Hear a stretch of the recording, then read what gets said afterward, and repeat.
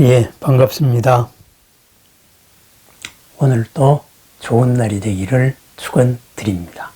언제나 신나고 보람되고 즐거운 삶, 바로 금강경을 공부하고 수행하는 불자들의 삶입니다. 오늘은 제24장 복지무비분이다 이렇게 되어 있습니다. 제목이 상당히 과격합니다. 복과 복지무비, 복지, 복과 지혜는 무비, 그것은 비교할 수 없는 것이다. 이렇게 아주 과격하게 말했습니다. 그래서 지혜라는 것은 복하고 비교할 수 없다. 이랬습니다. 왜 이런 제목이 붙었는가? 본문을 한번 살펴보겠습니다. 수보리여, 어떤 여인이나 남자가 삼천대천세계에서 가장 큰 수미산만큼의 칠보더미를 모아서 이렇게 오신 님, 거룩한 님, 올바로 원만히 깨달은 님, 부처님께 보시했다고 하십시다. 그리고 다른 훌륭한 가문의 아들이나 훌륭한 가문의 딸, 선남자, 선여인이 이 금강바냐 바라밀 지혜의 완성이라는 본문으로부터 사국의 사행시의 한 개송이라도 받아들여서 다른 사람에게 가르쳤다면은 수보리여, 앞의 복의 쌓임은 뒤의 공덕의 쌓임보다도 100분의 1에도 미치지 못하며 온갖 비유도 감당할 수 없습니다. 이렇게 말했습니다. 그래서 금강경의 사국의 한 개송이라도 남에게 올바르게 전해준다면은 그것은 삼천대천세계에서 가장 큰 수미산보다도 더한 칠보를 보시한 것보다도 낫다 이렇게 말합니다. 그래서 지혜가 복보다 낫다 그랬습니다. 왜 그런가? 그걸 우리 생활에서 당연하죠. 주위에서 많이 보는 사건입니다. 복이라는 것은 뭐겠어요? 어떤 일, 원인되는 공덕으로 인해서 그 공덕이 드러난 결과지요. 그리고 지혜라는 것은 뭐겠어요? 공덕을 일으킬 수 있는 원천적인 거지요. 그죠? 있는 것을 있는 그대로 바라보아서 뒤탈이 없이 무사하게 좋은 일의 가능성을 만들어내는 것. 이것이 공덕이고, 그 공덕이 눈앞의 인연을 만나서 현실로 이루어진 것, 이것을 우리는 복이라고 말합니다. 그래서 지혜가 있고 지혜가 어머니가 되고 이 지혜가 바로 공덕, 구체화되는 가능성을 만들어내고, 그리고 이 가능성이 눈앞의 형상적인 이 복을 만들어내는 거죠. 그래서 이 복이라는 하나 속을 보면은 수많은 원인들이 쌓여 있거든요. 이래서 복도 복이라는 이름의 인연 다발, 복의 쌓임이 되는 거죠. 그죠? 그 조건 가운데 하나만 바뀌면은 이 복의 성질이 바뀌잖아요. 내가 누구를 사랑을 해요. 그래서 좋아해서 알콩달콩 잘 살다가 예를 들어서 외도를 했다거나 아니면은 어떤 큰 딴 원인이 있다거나 해서 요 사랑이라는 이름의 한 가지 인연 다발에서 한 가지가 틀어지는 순간에 갑자기 이 사람이 미움이 될 수도 있고, 그죠? 이렇게 찢어질 수도 있고, 이런 여러 가지 사건이 생기잖아요. 그래서 복이다 하는 것은 요 복의 다발입니다. 예를 들어서 어떤 사람이 어떤 뭐가 있어가지고 로또를 한번 맞았습니다. 그래서 로또를 맞고 나가지고, 그죠? 남들보다 큰 이 복을 받았지요. 그런데 갑자기 준비 안 된 어떤 원인이 있었겠죠. 우리는 우연이라고 말하지만은 우리 불법에서는 우연이라는 건 없고 다 필연이니까. 그래서 그런 자기도 모르는 복에 의해 가지고 로또를 맞았습니다. 그런데 로또 맞은 사람들을 추적한 기사들을 한번 본 적이 있어요. 그 현재 행복하지 않은 사람들이 더 많습니다. 그죠? 갑자기 일회성으로 다가온 이 복을 바르게 요리할 수 있는, 바르게 대처할 수 있는 공덕, 지혜가 없었기 때문에 그렇다 이거죠. 지혜. 그죠? 결국은 갑자기 다가온 거를 그대로 딴 데로 흘려버렸다. 이렇게 해서 가족 사이에도 나빠지고 친구 사이도 나빠지고 친척 사이도 나빠지고 이렇게 해서 복이 오히려 화가 된 경우를 우리는 많이 보게 됩니다. 꼭 뭐 로또만이겠습니까? 주변에서도 우리는 그런 걸 많이 보게 됩니다. 그래서 지혜가 복보다도 더 낫다 이렇게 말합니다. 그러면은 이 금강경에서는 지혜의 상징으로서 금강경 사국의 하나를 받아들여서 수지 받아서 지녀서 남에게 가르쳐 준다면 그 공덕이 복으로 바뀔 수 있는 원인들이죠.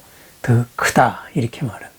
그래서 사람들은 그러면은 금강경 사국예가 뭐냐? 그 사국예 하나를 달달 외워가지고 그걸 남한테 전달해 주면은 그게 큰 복을 짓는다 이렇게 말합니다. 뭐 틀린 말은 아니지만은 맞는 말도 아닙니다. 그죠? 금강경 사국예를 받아 지닌다. 여기에 대한 금강경의 정확한 표현을 한번 살펴봐야 될 필요가 있습니다. 금강경 사국예를 받아 지닌다. 이 말은 원래 의미로는 금강경에서 사행시의 형식으로 내용을 뽑아낼 수 있다면, 내용을 추출해낼 수 있다면, 그래서 그것을 남에게 전달해낼 수 있다면 그 공덕이 더 크다 이런 말을 말합니다. 그죠? 그 취하다, 그죠? 얻다, 취하다, 그리고 추출해내다, 잡다 이런 말에 해당되는 말을 한자로 번역을 할 때 수지, 받아서 지닌다 이렇게 번역을 했습니다. 그러다가 보니까 요 금강경 사국에만 잘 전달하면 나머지는 필요 없다. 뭐 이 공덕이 최고다. 그래 사국예가 뭐지? 이래가지고 금강경에 사행시 같은 게 4개가 나오던데 해서 뭐 금강경 사국예 이걸 말하기도 합니다. 그것도 맞습니다. 크나큰 공덕 압축된 내용 맞습니다. 그런데 더 중요한 것은 수지 받아 지닌다의 원래 의미입니다. 이것은 금강경의 내용을 내가 거기서 추출해내서 사행시로 표현을 해낼 수 있다면은 그런 말입니다. 그죠? 그 말은 무슨 말이겠어요? 금강경을 내 나름대로 이해를 한 겁니다. 머리에 있던 지식들이 내 가슴으로, 내 삶으로 와서 나의 표현으로서 만들어진 것, 그것을 금강경 사국예를 수지한다 이런 말이 되겠어요. 금강경 사국예를 얻는다. 바로 이런 말입니다. 원어의 의미가 그렇습니다. 그래서 금강경의 내용을 내가 소화할 수 있고 이 금강경의 내용이 내게 소화되어서 나의 언어로서 남에게 표현될 수 있다면은 그것은 금강경을 내가 받아들인 게 되는 거죠. 수지가 되는 겁니다. 받아서 지닌 게 되는 겁니다. 그래서 나의 금강경을 딴 사람에게 전달해 낼 수 있다면 진정한 걸림없는 지혜가 전달이 됩니다. 그렇다면 그 지혜로 인해서 나타나는 수많은 공덕의 가능성들, 선의 가능성들은 그것은 셀 수가 없습니다. 인연 관계에서 지나가는 일회적인 복하고는 차원이 다르다. 바로 이런 말이 되겠습니다. 금강경 도처에서 나오는 금강반야바라밀, 금강반야바라밀 하는 말이 바로 이런 말입니다.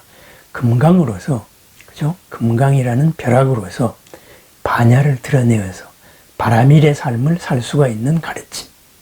그것은 금강경의 어떤 구절이라도 좋습니다. 그것을 내 가슴에 다가온 금강경의 구절을 내가 소화를 해서 남에게서 내 삶에서 실천을 하고 남으로 전달할 수 있다면 그 복이 어마어마하게 크다. 상상을 할 수 없다. 바로 이런 말이 되겠습니다. 그래서 우리는 이 금강경을 주문같이 외울 게 아니고 금강경의 어느 구절이든지 간에 아상, 인상, 중생상, 수자상 이러한 관념체계에 매몰되어서 그 한계 속으로 생각하지 마라. 한계를 벗어난 삶을 생각하라. 나의 한계를 금강이라는 벼락으로 끊임없이 깨어나가서 지금보다도 한 차원 높은 삶, 바라밀의 삶을 살아나가라. 이 마음으로서 금강경을 읽으면은 나에게 다가오는 금강경의 가르침은 분명히 있습니다. 그것은 나의 표현으로서 거치게 됩니다. 수많은 사람이 금강경을 읽으면은 수많은 표현의 금강경이 생기는 겁니다. 화엄경의 양이 방대한 것은 부처님의 깨달음의 진리를 수많은 보살들의 언어로 표현했기 때문입니다. 화엄경을 읽어보면은 무수한 보살들이 나와서 무수한 법문을 얘기합니다. 자기 삶에서 자기 언어로서 얘기하는 것입니다. 금강경 사구계를 전달하는 것. 바로 그런 것입니다.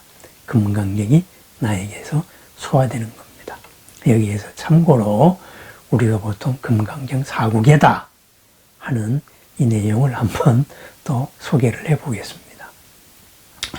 그래서 제 말의 의도는 금강경 사구계는 흔히 말하는 이 사구계만은 아니다. 나에게 소화된 내가 사행시의 형식으로 남에게 전달하기 쉽게 시의 형식으로 개송의 형식으로 뽑아낼 수 있어야 된다. 얻어낼 수 있어야 된다. 취할 수 있어야 된다. 그러한 내용이다 하면서 금강경에서 요약된 사구계로 널리 알려져 있는 개송들을 하나하나 우선 살펴보십시다. 첫 번째는 5장에 나오는 범소유상 계시엄왕 약견재상비상 즉견열애, 그죠? 무릇 있는 바 모든 특징이라는 것들, 상이라는 것들, 특징이라는 것들은 모두 다 거기에는 헛된 것이 포함되어 있는 것이다. 만약에 약견재상비상 모든 특징들이 특징 아님을 포괄하고 있는 것을 본다면은 바로 부처님을 볼 수 있다. 즉견열애 그거죠.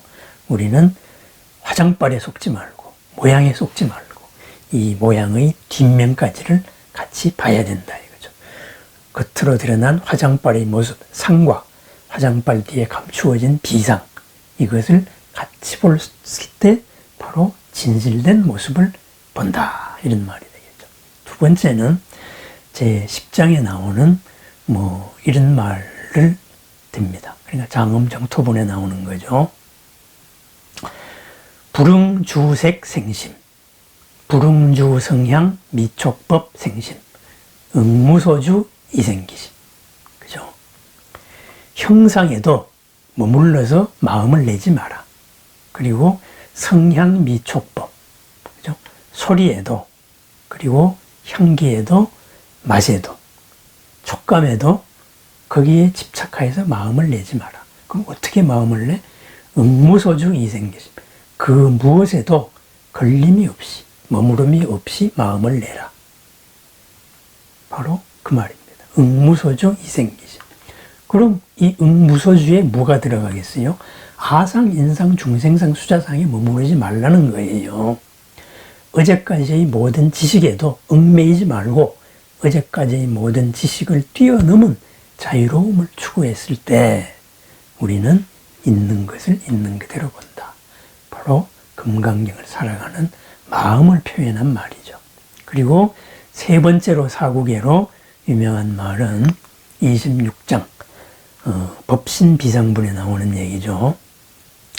야기색견나 이음성구와 시인행사도 불능견. 야기색견나 만약에 몸으로서 나를 보려고 하거나 그리고 이 음성구와 소리로서 부처님을 보려고 한다면은 이 사람은 사도를 행하는 사람이다. 잘못된 길을 걷고 있는 사람이다. 불능견내래. 결코 부처님을 볼 수 없으리라. 결코 진실을 볼 수 없으리라. 바로 내용을 같이 하는 말입니다. 형상에 쏟으면은 형상으로서의 부처님을 구하면은 부처님 형상의 마구니가 나타납니다. 소리로서 부처님을 구하면은 부처님 소리를 가진 마구니가 나타난다. 바로 이런 말이 되겠습니다. 부처님은 진실은 그런 모든 것을 초월해 있는 것이다. 그리고 네 번째로 하는 것은 이제 또 이런 개성이 있죠. 32품에 나오는 내용이죠. 일체유의법 여몽환포영 여로 여겨전 응작여시간. 일체유의법, 인연으로 만들어진 모든 법들은, 그죠? 이것은 여몽환포예요. 꿈과 같고, 그죠? 환과 같고, 그리고 물거품과 같고, 그리고 햇볕에 의해서만 생기는 그림자와도 같고, 그리고 햇볕이 나면은 사라지는 새벽 이슬과도 같고, 그리고 번갯불과도 같이 번쩍하는 것이다. 마땅히 이러하게 관찰하라. 그렇죠?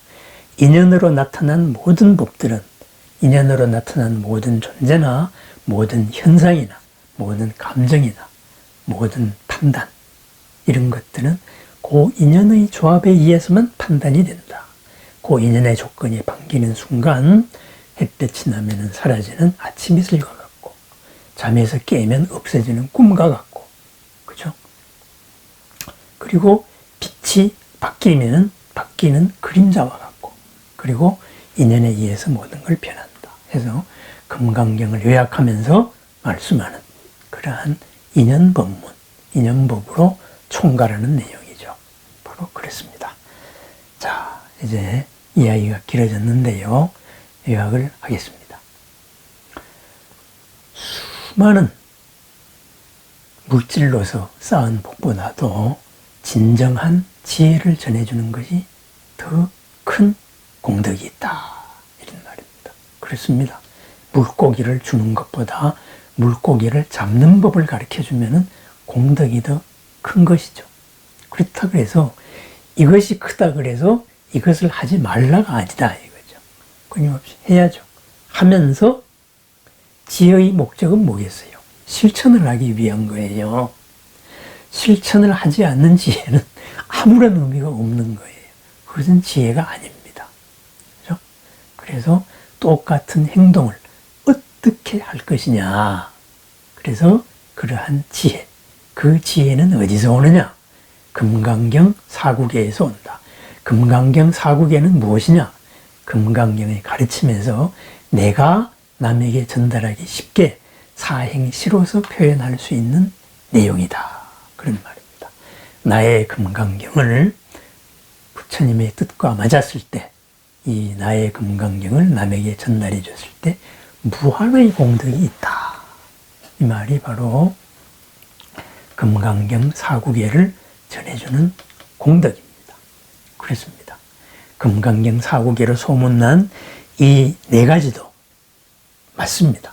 하지만은 이것만 하면은 딴 거 안 해도 돼. 그러는 우리가 좀 요행을 바라는 마음, 인과의 이치를 살짝 벗어난 마음은 피하는 것이 좋겠습니다. 각자의 금강경이 이루어지는 그러한 하루를 축원드립니다. 감사합니다.